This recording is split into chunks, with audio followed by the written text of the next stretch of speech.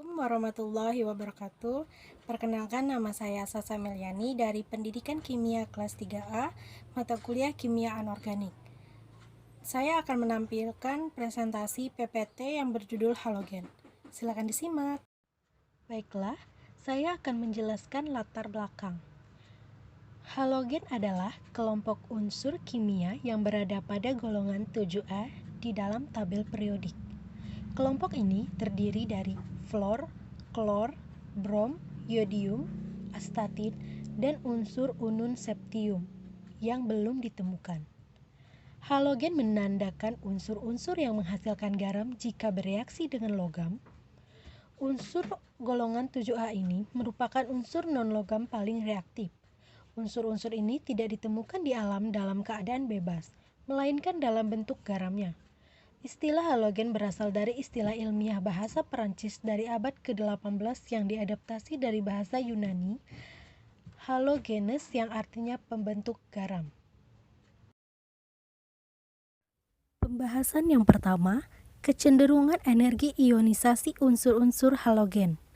Energi ionisasi adalah energi minimum yang diperlukan untuk melepaskan elektron dari suatu atom netral dalam wujud gas. Energi yang diperlukan untuk melepaskan elektron kedua disebut energi ionisasi kedua dan seterusnya. Dapat disimpulkan keperiodikan energi ionisasi sebagai berikut. Dalam satu golongan dari atas ke bawah energi ionisasi semakin berkurang. Dalam satu periode ke kiri ke kanan, energi ionisasi cenderung bertambah. Pembentukan ion hidrogen dengan halogen. Halogen bereaksi dengan gas hidrogen yang membentuk hidrogen halida yang dilambangkan HX. Hidrogen halida sangat berharga karena sifat asam jika dilarutkan dalam air, kecuali hidrogen fluorida. Semua hidrogen halida yang lain merupakan asam kuat jika dimasukkan ke dalam larutan. Dengan reaksi, H2 direaksikan dengan X2 menghasilkan 2HX. Dengan X bisa sebagai F, klor, Br, dan I. Untuk catatannya, fluorin dan klorin dengan hidrogen bereaksi dengan hebat disertai ledakan, tetapi bromin dan iodin bereaksi dengan lambat. Membentuk senyawa ionik di antara unsur-unsur halogen. Yang pertama, fluorin. Apakah itu fluorin? Fluorin merupakan suatu elemen kimia yang bersifat sangat elektronegatif di antara semua elemen kimia lainnya. Fluor ditemukan pada mineral fluorspar, kriolit, dan fluoroapatit. Fluor dapat diperoleh dengan menggunakan proses Moissan. Sesuai dengan nama orang yang pertama kali mengisolasi fluorin, proses ini menggunakan metode elektrolisis HF terlarut dalam leburan KHF2. Dengan reaksi, 2HF menghasilkan H2 ditambah F2. Yang kedua, klorin. Klorin terkandung di dalam air laut dalam bentuk garam, atau yang biasa disebut NaCl, dengan kadar 2,8%. Sifat oksidator yang tidak sekuat F2 menyebabkan klorin dapat diproduksi dengan menggunakan cara elektrolisis maupun oksidasi. Yang pertama, proses dekon atau yang disebut oksidasi. HCl dicampur dengan udara kemudian dialirkan melalui CuCl2 yang bertindak sebagai katalis. Reaksi tersebut terjadi pada suhu kurang lebih 430 derajat Celcius dan tekanan 20 atm. Dengan reaksi 4HCl ditambah O2 lalu dialirkan melalui CuCl2 yang menghasilkan 2H2O ditambah 2HCl2. Yang kedua, elektrolisis larutan NaCl menggunakan diafragma. Reaksinya 2NaCl ditambah 2H2O menghasilkan NaOH ditambah H2. Yang ketiga ialah elektrolisis lelehan NaCl. Yang ketiga, bromin. Bromin biasanya dapat ditemukan di dalam air laut. Sifat oksidator bromin tidak terlalu kuat. Bromin dapat diperoleh dengan beberapa cara. Pada skala industri, bromin dihasilkan dengan cara mengekstraksi air laut. Hal ini dikarenakan kandungan air laut akan Br- tinggi, kira-kira 70 ppm. Mula-mula pH air laut dibuat menjadi 3,5 dan kemudian direaksikan dengan Cl2 untuk mengoksidasi Br- menjadi Br2. Seperti reaksi Cl2 ditambah 2 Br- menghasilkan Br2 ditambah 2 Cl-. Yang keempat, iodin. Senyawa iodin memang paling banyak ditemukan di dalam NaNiO3 yang bercampur dengan NaNO3. Iodin meskipun padat tetapi mudah menyublim karena mempunyai tekanan uap yang tinggi. Dalam skala industri, iodin diperoleh dengan mereaksikan NaIO3 dengan natrium bisulfit. Endapan I2 yang didapat disaring dan dimurnikan. Selanjutnya, pembahasan pembentukan ikatan dari unsur-unsur halogen. Ikatan ionik. Apa yang dimaksud ikatan ionik? Yaitu ikatan kimia atau gaya tarik-menarik yang kuat yang tetap menyatukan dua unsur kimia yang berasal dari gaya tarik elektrostatik atau gaya tarik-menarik dari muatan-muatan yang berlawanan antara kation dan anion. Senyawa yang memiliki ikatan ionik sering disebut garam. Pada natrium klorida atau NaCl, susunan antara ion Na+ dan Cl- membentuk pola yang berulang dan teratur atau disebut struktur kristalin. Ketika atom klorin berikatan secara kovalen dengan atom klorin lainnya, pasangan elektron akan digunakan bersama secara seimbang. Kerapatan elektron yang mengandung ikatan kovalen terletak di tengah-tengah di antara kedua atom. Setiap atom menarik kedua elektron yang berikatan secara sama. Ikatan seperti ini dikenal dengan istilah ikatan kovalen nonpolar. Jadi tidak hanya ikatan ionik yang terdapat di dalam pembentukan ikatan dari unsur-unsur halogen. Ikatan kovalen nonpolar pun terbentuk dari unsur-unsur halogen yang berikatan. Kecenderungan energi ikatan dari unsur halogen. Apa itu energi ikatan? Berbeda dengan ikatannya. Energi ikatan merupakan perubahan entalpi yang diperlukan untuk memutuskan ikatan tertentu dalam satu mol gas. Semakin tinggi tingkat energi ikatan, maka semakin sulit pula ikatan tersebut untuk dilepaskan karena dibutuhkan lebih banyak energi yang diperlukan untuk melepaskannya. Jadi, energi ikatan itu suatu kekuatan dari ikatan tersebut. Unsur halogen berupa molekul diatomik atau bisa dilambangkan X2 dengan energi ikatan X berikatan dengan X. Semakin panjang jari-jari atom, semakin lemah ikatan antara atomnya sehingga makin mudah diputuskan akibatnya. Energi ikatan makin rendah. Energi ikatan seperti F berikatan dengan F lebih kecil dibanding dengan Cl berikatan dengan Cl dan Br berikatan dengan Br. Hal ini berhubungan dengan kereaktifan F2.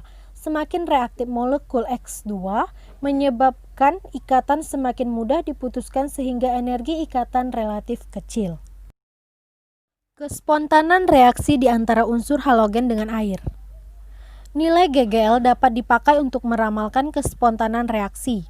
Pada reaksi halogen dan air, nilai GGL dapat dihitung dari potensial reduksi standar. Misalnya, 2F2 ditambah 2H2O lalu menghasilkan 4HF ditambah O dengan energi potensialnya 2,05 volt. Oleh karena itu, potensial sel sangat tinggi, maka klorin dan air berlangsung sangat dahsyat. Jadi, kespontanan reaksi bisa tergantung dari nilai GGL yang dihitung dari potensial reduksi standarnya. Jenis reaksi antara unsur-unsur halogen dengan air. Pertama, Klorin bereaksi hebat dengan air membentuk HF dan membebaskan oksigen. Dengan reaksi F2 ditambah H2O menghasilkan 2 HF ditambah setengah O2. Reaksi air dan klorin berlangsung hebat karena air terbakar di dalam klorin. Sementara halogen lainnya mengalami reaksi disproporsionasi dalam air yang membentuk asam halida dan senyawa oksihalogen dengan reaksi berikut. X2 ditambah H2O menghasilkan HX ditambah HXO. Dapat dilihat contoh reaksi halogen kecuali F2 dengan air sebagai berikut. Yang kedua, Cl2 ditambah H2O menghasilkan HOCl ditambah HCl. Yang ketiga, Br2 ditambah H2O yang menghasilkan HOBr ditambah HBr. Yang terakhir, I2 ditambah H2O menghasilkan HOI ditambah HI. Reaksi-reaksi unsur halogen ada 3. Yang pertama, halogen dengan logam. Halogen bereaksi dengan semua logam dan membentuk halida logam. Jika bereaksi dengan logam alkali dan alkali tanah, hasilnya atau halida logam dapat dengan mudah diperkirakan. Sedangkan bila bereaksi dengan logam transisi, maka produknya halida logam yang terbentuk tergantung pada kondisi reaksi dan jumlah reaktannya. Contoh reaksinya, 2M ditambah NX2 menghasilkan 2MXN pangkat 2. M bisa dilambangkan dengan logam X yaitu F, Cl, Br, dan I. Yang kedua, halogen dengan hidrogen. Halogen bereaksi dengan gas hidrogen yang membentuk hidrogen halida atau biasa dilambangkan HX. Hidrogen halida sangat berharga karena bersifat asam jika dilarutkan dalam air, kecuali hidrogen fluorida. Semua hidrogen halida yang lain merupakan asam kuat jika dimasukkan ke dalam larutan. Contoh reaksinya, H2 ditambah H tambah X2 menghasilkan 2HX. Dengan X bisa dilambangkan menjadi unsur F, Cl, Br, dan I. Yang ketiga, halogen dengan halogen lainnya. Halogen mempunyai molekul diatomik, maka dapat terjadi reaksi antara unsur dalam golongan halogen. Reaksi antar halogen ini dapat disamakan dengan proses redoks, di mana unsur yang lebih reaktif merupakan oksidator, sedangkan unsur yang kurang reaktif merupakan reduktor. Contoh reaksinya, X2 ditambah Y2 yang menghasilkan 2XY. Dengan XY bisa diganti dengan unsur F, Cl, Br, dan I. Pembahasan selanjutnya, sumber dan kelimpahan halogen di alam. Sumber unsur halogen bisa dilihat pada gambar. Fluorin, fluorid CaF2, klorida, garam NaCl, silpin KCl, karnalit KCl, MgCl2, 6H2O, bromin, AgBr2, KBr, NaBr, CaBr2, iodin, NaI, dan Ki, astatin, peluruan uranium, thorium, dan aktinium. Untuk kelimpahan mineral atau senyawa halogen di alam, fluorin, kelimpahan mineralnya pada CaF2, Na3AlF6, Ca5F dalam gigi manusia dan hewan. Untuk klorin, garam NaCl, KCl, MgCl2, dan CaCl2 dalam air laut dan dalam kerak bumi 0,2%. Untuk bromin, kelimpahannya dalam senyawa logam bromida ditemukan di air laut mati mempunyai kadar 4.500 sampai 5.000 ppm. Untuk iodin, kelimpahan mineral atau senyawa halogen di alamnya, yang pertama dalam senyawa NaIO3 atau natrium iodat yang bercampur dengan deposit NaNO3 di daerah Chili. Yang kedua dalam larutan garam bawah tanah di Jepang dan Amerika dengan kadar sampai 100 ppm. Yang ketiga, dalam sumber air di daerah Watudakon atau Mojokerto, Jatim juga mengandung yodium dengan kadar cukup tinggi. Yang terakhir, dalam beberapa jenis lumut ataupun gangga laut. Untuk astatin, kelimpahan mineral atau senyawa halogen di alamnya dalam kerak bumi sangat sedikit, kurang dari 30 gram, sebab unsur ini bersifat radioaktif. Cara pembuatan halogen. Halogen dapat dibuat dengan cara elektrolisis atau dengan cara mengoksidasi senyawa halida atau yang melambangkan X-min misalnya. Pada umumnya unsur-unsur halogen atau X2 dibuat di laboratorium dengan cara mengoksidasi senyawa halida. Gas fluorin atau F2 jarang dibuat di laboratorium karena tidak ada oksidator yang mampu mengoksidasi senyawa fluorida. Selanjutnya, kegunaan halogen. Kegunaan halogen ini sangat banyak. Unsur yang pertama, fluorin. Fluorin dapat digunakan sebagai zat pendingin, pengawet kayu, mengukir kaca, pengolahan aluminium, pasta gigi, dan lain sebagainya. Yang kedua, klorin. Klorin digunakan dalam pengolahan limbah industri, air kolam renang, dan air minum di negara-negara sedang berkembang karena sebagai disinfektan. Biayanya relatif murah, mudah, dan efektif. Yang ketiga, bromin. Brom biasanya digunakan pada pestisida.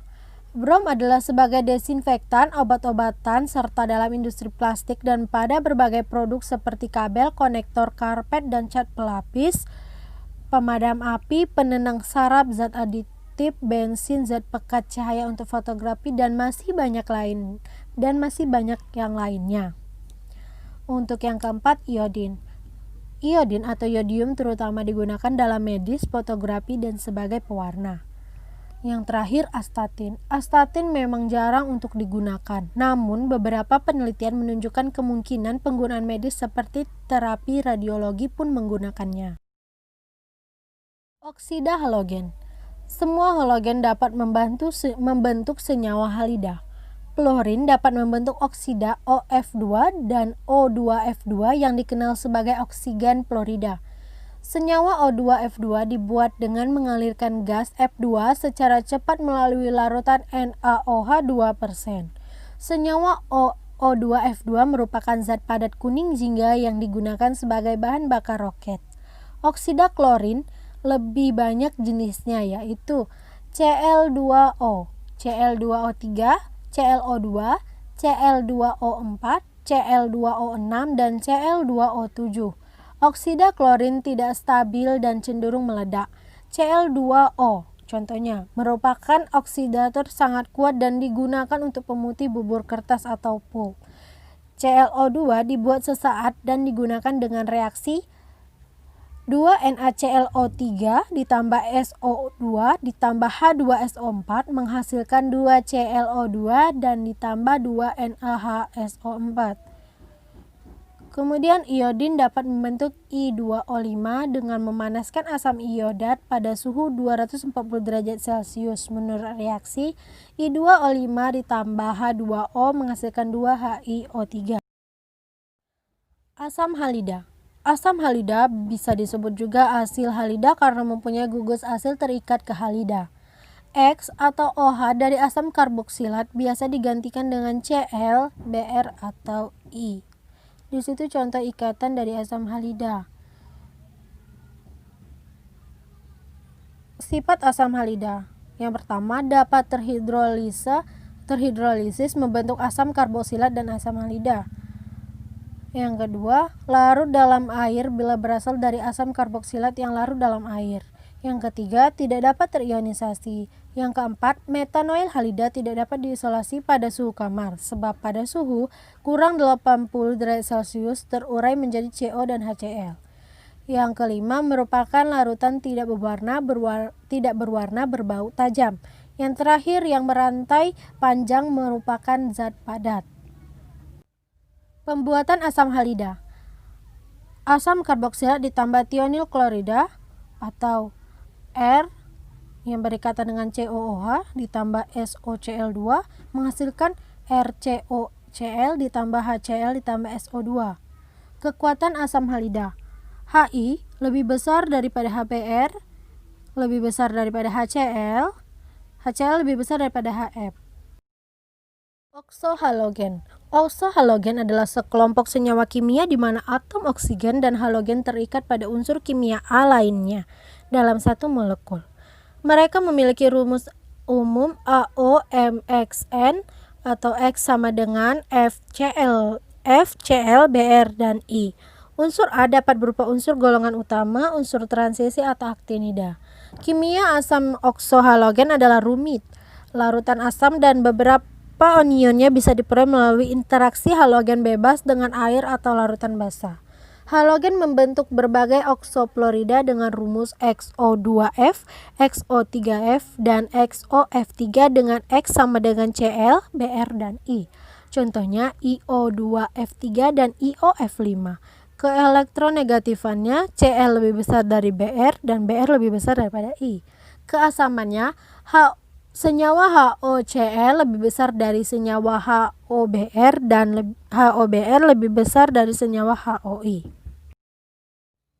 Pembahasan selanjutnya yaitu halida. Apa itu halida? Halida merupakan senyawa biner di mana salah satu bagiannya adalah salah satu atom halogen dan bagian lainnya adalah elemen lain atau radikal yang mempunyai tingkat keelektronegatifan lebih kecil daripada atom halogen untuk membentuk senyawa seperti fluorida, klorida, bromida, iodida, atau astatin. Kebanyakan garam merupakan halida. Ion halida adalah atom hidrogen yang mengikat muatan negatif. Anion halida contohnya fluorida, klorida, bromida, iodida, dan astatin. Semua ion ini terdapat pada garam halida ion. Identifikasi ion halida dengan reaksi dengan Pb2+, Ag2+, bereaksi dengan F, Cl, Br, dan I. Pb2+ bereaksi dengan F- menghasilkan endapan putih PbF2. Pb2+ bereaksi dengan Cl- menghasilkan endapan putih dengan senyawa PbCl2 larut dalam air panas. Pb2+ bereaksi dengan Br- menghasilkan endapan kuning muda dengan yang senyawanya PbBr2. Pb2+ dan I- menghasilkan endapan kuning senyawa PbI2.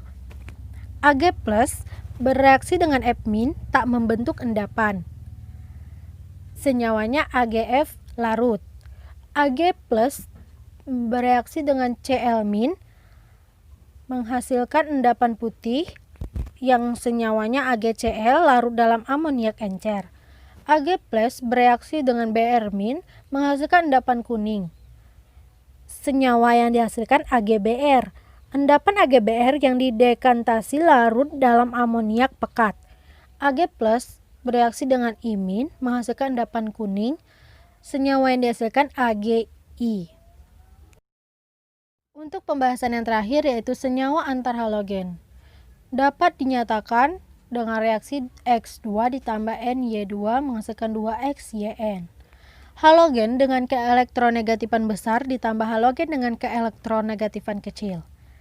Antar halogen dapat mengalami reaksi kimia, oleh karena itu kekuatan oksidator menurut dari fluor sampai iodin. Halogen dapat mengoksidasi ion halida yang terletak di bawahnya. Maka reaksi yang terjadi antar halogen dapat disimpul dalam beberapa pernyataan berikut. Yang pertama, F2 dapat mengoksidasi Cl- menjadi Cl2, Br- menjadi Br2 dan I2. Yang kedua, Cl2 dapat mengoksidasi Br- menjadi Br2 dan I- menjadi I2. Sedangkan Cl2 tidak dapat mengoksidasi F- menjadi F2. Yang ketiga, Br2 dapat mengoksidasi I- menjadi I2, Br2 tidak dapat mengoksidasi F- menjadi F2 maupun Cl- menjadi Cl2. Yang terakhir, iodin. Iodin tidak dapat mengoksidasi F- menjadi F2, Cl- menjadi Cl2, maupun Br- menjadi Br2. Alhamdulillahirrabbilalamin. Sekian dari saya. Mohon maaf apabila ada kesalahan dan kekurangan. Saya minta maaf. Wassalamualaikum warahmatullahi wabarakatuh.